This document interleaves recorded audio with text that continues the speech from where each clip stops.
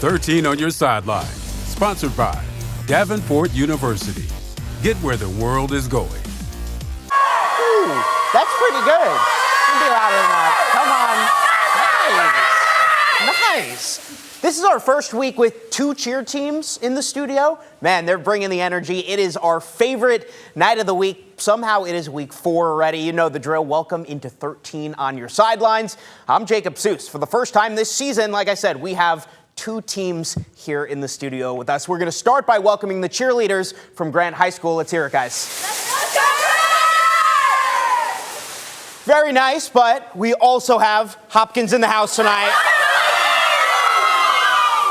All right, should be a fun show, and we're going to kick things off in the River Cities Alliance, where there are 3 undefeated teams left on this young season. Take a look here at the standings coming into the evening. You can see Cedar Springs, Kennewa Hills, and Lowell sitting at the top there. It's Kennewa's first 3-0 start since 1992, and the Knights were looking for their first win over Cedar Springs since 2006. And our 13 on Your Sidelines game of the week. First quarter, Knights on the move. Grayson Fellows across the middle to William Fussman, reaches across the goal line. Kennewa strikes first. Close out the first quarter, though. Cedar Springs knocking on the door. Caden Dreyer takes it in. 7-all after 1. To the second we go. Knights trail by 7 now. Fellows deep shot to who else but his man Fussman. Just like that, we were tied at 14. The fireworks were just getting going. Later in the quarter, more from Kennewa. If you're not paying attention to Grayson Fellows, this kid's unbelievable. Decides to keep it himself now, makes it 21-14. That's 2 passing touchdowns and a rushing. But the Red Hawks have an answer before the break. Dreyer, he gets in his second of the night. We were tied at 21 at the break. We jump to the third. It's Kennewa Hills on top by 7, but Cedar Springs strikes back. Into the end zone, back and forth we go. Then Kennewa would finally start to pull away. Knights on the 1. London Hampton, he's having one heck of a start to his season. He's going to break a tackle, 42-28. Cedar Springs running out of time. Not dead yet, though. Nicholas Robinson, he hits Dreyer, his 3rd touchdown of the night. This one of the receiving variety, 42-35. But a little too late. Kennewa, one last score to put on the finishing touches. Hampton takes it in for the dagger. Kennewa Hills taking our game of the week tonight, 49-35. You know, we get off to some slow starts. We're still young. We start like 17 underclassmen, and I think sometimes the games gets a little big for us. So we just keep telling them at halftime, like, settle in, just do what you're supposed to do. There wasn't a lot of adjustments. I thought our kids came out really focused second half, and we've been a second half team. We got to fix that. And it may just be week 4 here, but already the OK Red Conference title race, it's heating up. We're going to take a look at the standings coming into the evening. You can clearly see some elite talent there toward the top of the conference. And tonight that title picture would become just a bit more clear. Undefeated East Kentwood traveled to Rockford to face the 2-1 Rams. Military Appreciation Night. Fair State's Tony and East, GVSU Scott Wooster in the house. I guess they can be friends. Nearing the end of the first, no score, but on 3rd and 5, Braden Daniels keeps it himself. He's the definition of a dual threat. Later in the drive, though, Rockford faced with another 3rd down. Daniels trying to buy some time. No one open. Takes a shot to the end zone, but it's going to be picked off by Donovan Jones.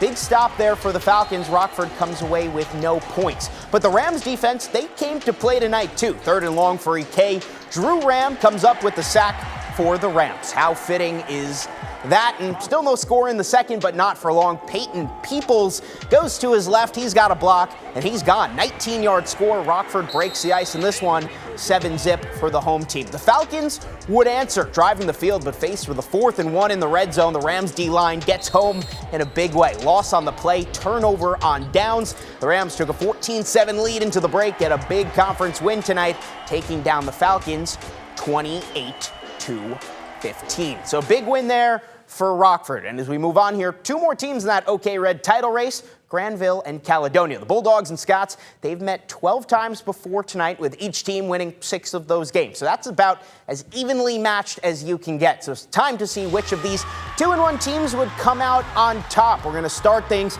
right away in the first. Granville on the goal line, and that's Braylon Haney. We've heard his name a few times already this season. Comes shooting out of the pile. That's a quick 6 Bulldogs strike first. Caledonia, though, not going to waste any time getting back. First play on offense for the Scots goes for 48 yards. Aaron Collins has his team in the red zone in the blink of an eye. But just a mere 4 plays later, Ryan Wasaki takes it left, lunges for the goal line. He gets it. We were all square at 7 apiece. So we go 45 seconds left in that opening frame. Bulldogs facing a 3rd and 1. DJ Hardiman takes the handoff, makes a couple nice moves to the outside, turns on the burners. That boy's gone. Bulldogs in front once again. After a couple 3 and outs by both squads, Granville's going to capitalize off good field position with another Haney goal line punch. That would give them some separation, and separation they kept as Granville would hold on to take this one over Caledonia 28-7. Granville still looking strong here in the early going of the season. Northview and Holland Christian faced off tonight in a battle of undefeated teams. This is coming off last year's matchup, which ended up clinching Northview its first conference title since 1970. This year, these two teams begin their OK Black campaigns pinned up against each other. First quarter, no score, but Isaiah Myerd, he's going to get things going in a hurry. Takes the pitch, heads left, finds a hole, and he's going to pick up some tough yards to get the Maroons the early first down. Same drive, Griffin Liu back to pass, throws it up for Simon Rotenheis, who makes one heck of a grab and double coverage for the score. Holland Christian had a 7-0 lead. Northview, they would take over, and it's Jalen Grant looking for some daylight, and he's going to be stopped, though, by William Grant. No relation, also no gain. Northview, they had some good defense tonight as well, though. Lou, he's going to get held up here. Carson Ginn takes him out. No gain defensive battle early between these two. Lou would get the last laugh in the opening quarter, though. Drops back to pass, decides to run, makes his way past not 1, not 2, not 3, but 4 defenders. Nifty run there. That puts the Maroons up 14, but the offenses would come alive in the second half. Northview actually gets the win tonight. Big second half comeback. The Wildcats grab the win 35-28. And we got some more battles between undefeated teams coming up for you after the break. Tri-County and Big Rapids squared off tonight to try and hold on to first place in the CSAA Gold. And speaking of Gold Conference play, we had much more from there.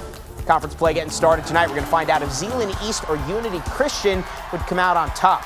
And as we head to break, like usual, we'd like to thank our food sponsor, Robinson Dental. They got the pizza tonight for all of our in-studio guests.